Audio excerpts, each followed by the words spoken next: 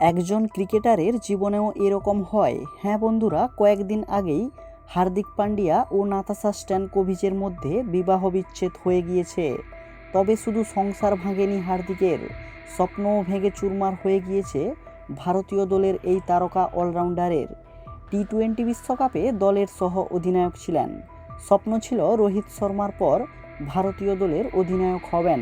তবে শেষমেশ গৌতম গম্ভীরের বেইমানির শিকার হন তিনি। এটি ছিল হার্দিকের প্রথম ধাক্কা। এরপরই ডিভোর্সের চক্করে ব্যাংক ব্যালেন্সের সিংহভাগই চলে গিয়েছে। বিবাহ বিচ্ছেদের কথা ঘোষণার পরেই হার্দিককে কত টাকা খরপোশ দিতে হলো তা শুনলে চোখ কপালে উঠবে।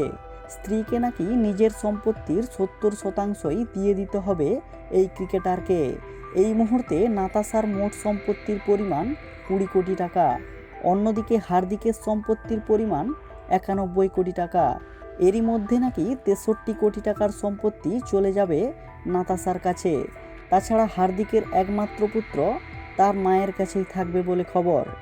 এই সব পারিবারিক সমস্যার পর পুরোপুরিভাবে ভেঙে পড়েছেন হার্দিক।